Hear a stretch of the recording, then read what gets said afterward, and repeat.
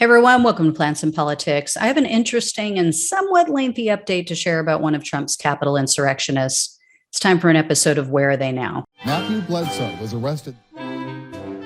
Patrick Montgomery was in court. Jonathan Manapa will stay in federal custody. No, I don't take responsibility at all. So on December 23rd of 2020, after Donald Trump tweeted out about the big protest in DC, 26-year-old Army veteran and Vermont resident Nicholas Languerand tweeted out a video message to, quote, Mr. President. Languerand said, quote, "We're picking up your messages and we're listening. We're ready to do this thing. We're ready to fight to defend our republic against all enemies, foreign and domestic. So let's do it. Let's go for gold." Well, he did go for it. He laid his entire future on the line for the grifter in chief, not a smart move, as any of his ex-wives will tell you. And Languerand was seen in photos. He was seen in not only photos, but surveillance video, body cam footage, throwing various items at officers in the Lower West Terrace Tunnel, where so much of the egregious violence took place. And among the items that he was throwing at them were a large, hard plastic traffic barrier, a can of pepper spray, and then an object that was described by prosecutors as a stick-like object. Languerand was also seen holding a stolen riot shield, and he didn't try to hide his involvement that day because, as with so many of these other people, he posted photos of himself at the Capitol. He posted on Instagram and Reddit, and he readily took credit for his work. On January 7th, Languerand wrote, quote, "The last American Revolution was fought with muskets. We didn't peacefully protest. We didn't ask for permission. We picked up rifles and we shot the people who were oppressing us. Violence isn't always the answer, but in the face of tyranny, violence may be the only answer."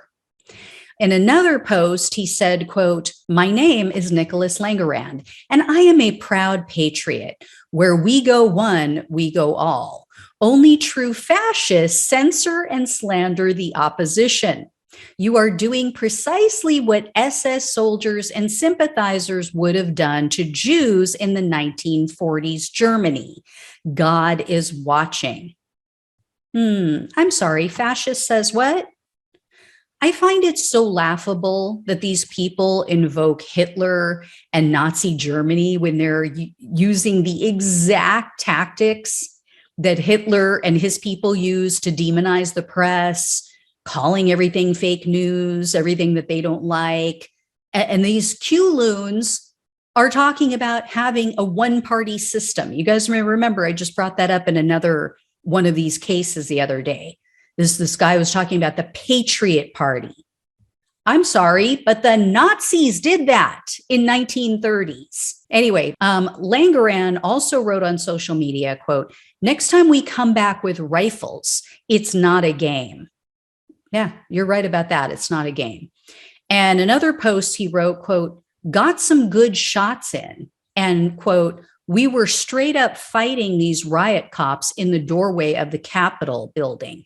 It was fucking insane." And the day after the inauguration, Languerand posted again, this time in all caps. He wrote, quote, "Judgment Day is coming.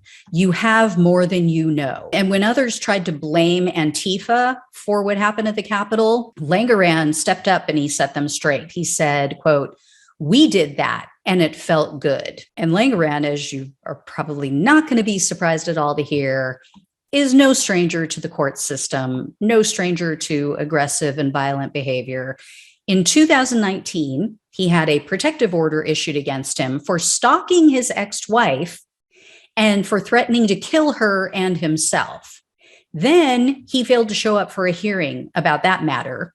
Prosecutors also say that Languerand once pointed a gun at 3 children. Not an adult, he pointed a gun at 3 children. And then in a separate incident, he threatened to harm the police. And more recently, In August of 2020, Languerand pulled up to a drive-through window at a local pizza place, and he was carrying a large sign that talked about saving the children. So yeah, this guy is a Q-loon. Languerand was wearing a Guy Fawkes mask, which you guys would probably mostly know. It's most associated now with Anonymous. And Languerand yelled at the man in the window, and he screamed, quote, "The war has begun." And then he told this pizza place employee that he was going to come back. So the next day, I guess the co-owner said, I didn't really think much of it. I kind of blew it off. The guy took off. But the next day, the co-owner of the pizza place says that he got on Instagram and Twitter, and he noticed that their pages were just blowing up with these Q-loons and comments about with threats and things like, quote, "Vermont will never be a safe haven for pedophiles." And then another one that said, quote, "Fear the storm." So evidently what was going on was Languerand identified pizza places in the area that he believed to be part of this Pizzagate child sex trafficking scheme. And he posted about these places online, and then people would just pick it up and run with it. But Languerand didn't stop with harassing the pizza places. He also reached out to local authorities, and he tried to convince them that there were, quote, pedo symbols in murals and on various other places like block walls and, I don't know if it was stop signs, but in various places throughout his town. He was identifying these pedophile symbols. Guys, gone off the deep end. So Languerand was arrested on April 15th, and the FBI found drugs. They found an AR-15. They found ammunition and QAnon memorabilia in his home. They found, for instance, a tactical vest with the letter Q on it. They also found what they called a, quote, target list. And when they searched his phone, they found photos of him posing with a semi-automatic rifle, and he was wearing his Guy Fawkes mask. And according to 7 Days Vermont News, Languerand admitted to having carried a gun at the Capitol on January 6th. So Languerand was indicted on charges of civil disorder, assaulting or resisting officers, entering a restricted building or grounds, 2 counts of disorderly conduct, and 2 counts of physical violence. And they increased the penalties for many of these charges because of his use of a dangerous or deadly weapon. Well, luckily, Languerand was denied bail. He's been in jail since his arrest in April.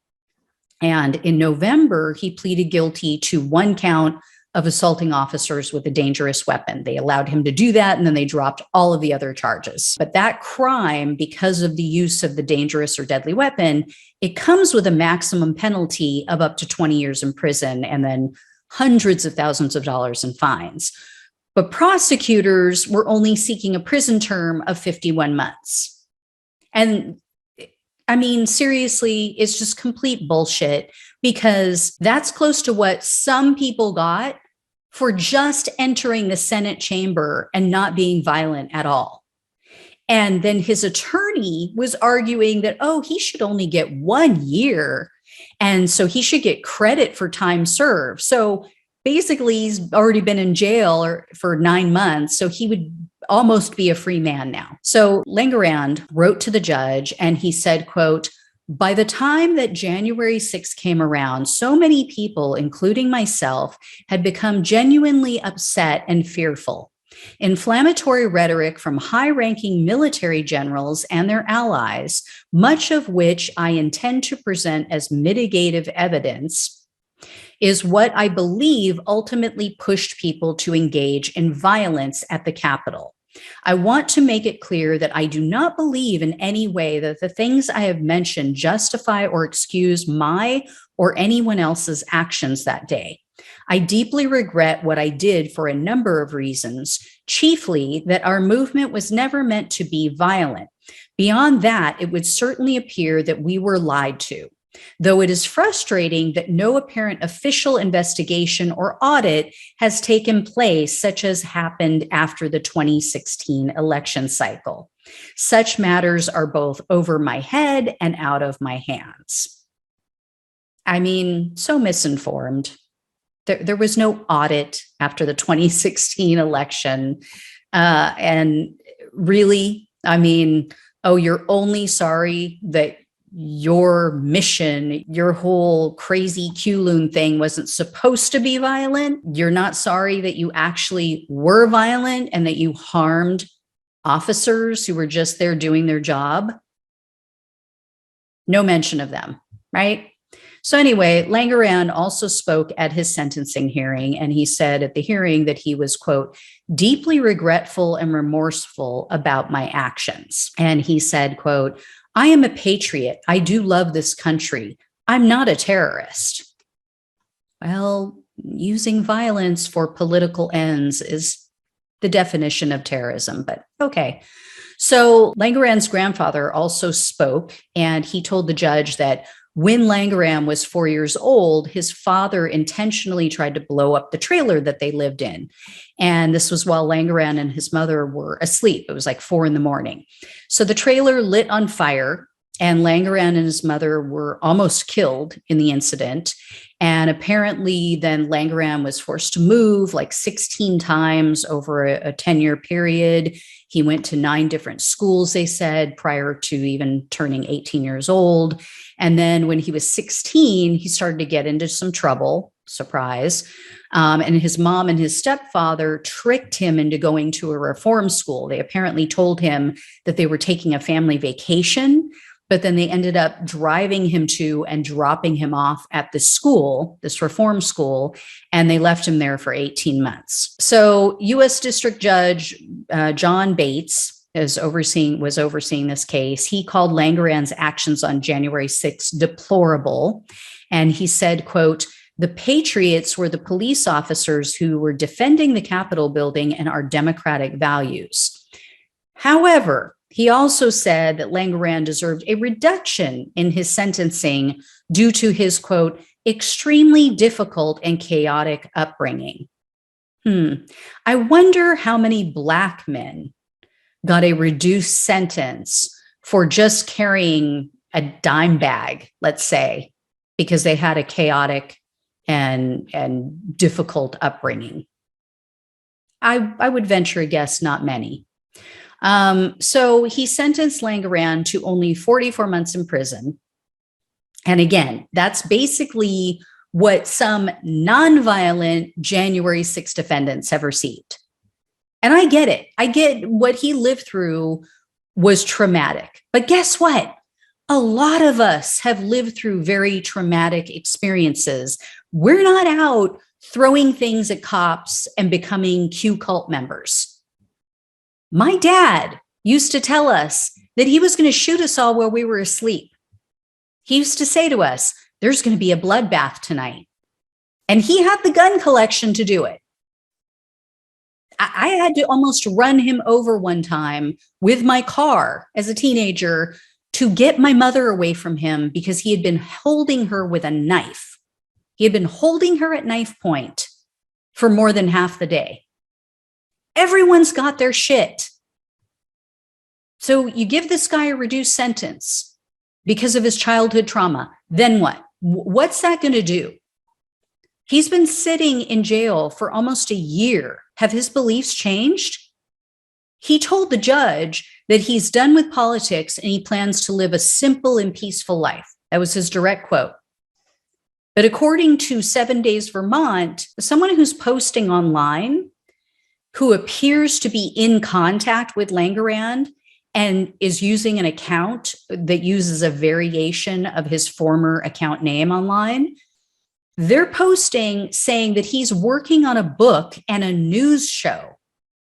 And the post included the hashtag Trump won. Doesn't sound like he's really woken up and realized that he's been lied to.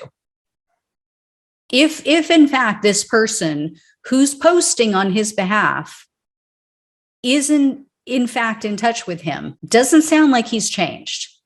And in an email to the news outlet, to the 7 Days news outlet, Languerand said that he encourages others to watch Tucker Carlson's show because he sees Carlson as a vital advocate for people like him. Tucker Carlson is telling people that this was a false flag operation and it was no big deal. This guy supposedly said he had a gun with him. He was throwing things at cops, but it's no big deal. It was a false flag. Is this guy an undercover FBI agent? Was he led by the nose to the Capitol? Is he just a sheep who follows FBI informants and does their bidding? Is that what he's alleging? Because that's basically what Tucker Carlson is saying. So I'm sorry, but without some serious mental health treatment, how is Languerand going to get any better? I think if you put anyone, just about anyone, in front of faux news channel for 8 hours a day, especially watching the Tucker White Fright Carlson hour, they're going to end up horrifically racist and paranoid. And if I had to bet money, we're going to see this guy again, and it's not going to be good because I don't see him getting the help that he needs in jail. And for such a short sentence, I don't know. I don't see it. I don't know. So anyway, guys, thanks so much for watching and listening. Take care. I'll talk with you soon.